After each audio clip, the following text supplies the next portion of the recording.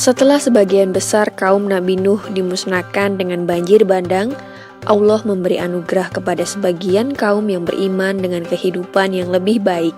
Salah satunya adalah kaum Ad. Secara fisik, penduduk kaum Ad mempunyai badan yang tinggi dan kuat, sehingga mampu mengerjakan berbagai aktivitas yang berat dengan mudah. Sayangnya, meskipun sudah diberi banyak kenikmatan, bukan rasa syukur yang ditunjukkan oleh kaum Ad. Namun, kaum Ad justru menunjukkan kesombongan dan keangkuhan. Kekejaman dan kekejian juga mereka tunjukkan terhadap daerah yang berhasil mereka taklukkan tanpa belas kasihan. Kaum Ad semakin hari semakin sombong. Mereka merasa sangat kuat dan tidak terkalahkan oleh apapun. Kesombongan mereka mencapai puncaknya saat mereka mengatakan bahwa tidak ada siapapun yang mampu mengalahkan mereka di bumi ini. Berbagai dosa, maksiat, dan kerusakan bumi mereka lakukan dengan mudahnya dan tanpa merasa bersalah. Lebih parah lagi, mereka justru mulai menyembah batu.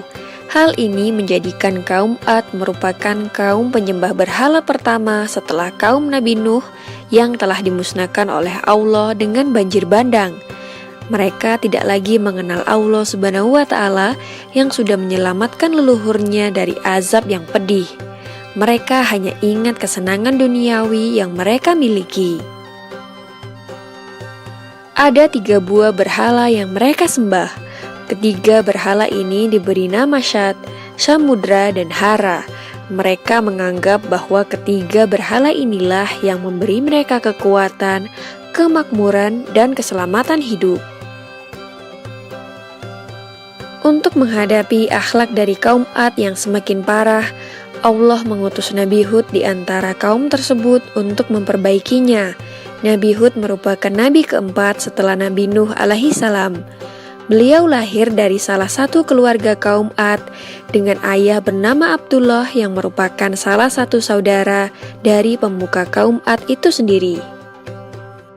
Seperti halnya nabi-nabi sebelumnya, banyak penolakan yang diterimanya, baik dari tetangga, masyarakat sekitar, bahkan saudaranya sendiri. Dalam perjalanan hidupnya, Nabi Hud menikahi seorang wanita bernama Melkah, anak dari Madai bin Yafas. Menurut beberapa sumber, beliau tidak dianugerahi keturunan oleh Allah. Perjuangan Nabi Hud dalam memperbaiki akhlak kaum Ad memang cukup berat.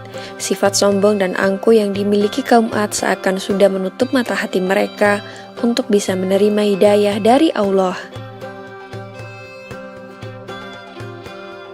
Meskipun Nabi Hud sudah memperingatkan betapa pedih azab Allah jika mereka tidak segera bertaubat, namun mereka tetap mengabaikannya dan justru menertawakannya. Bahkan mereka juga menantang agar azab tersebut segera didatangkan untuk membuktikan kebenaran dari ucapan Nabi Hud. Allah sangat murka dengan kesombongan kaum Ad tersebut hingga akhirnya azab itu diturunkan lebih cepat sesuai keinginan mereka.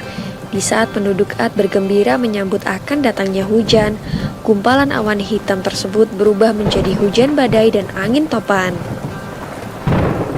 Kaum Ad berlarian tak tentu arah dan hewan-hewan berterbangan ke sana kemari. Rumah-rumah mereka hancur berantakan karena badai angin yang sangat dahsyat.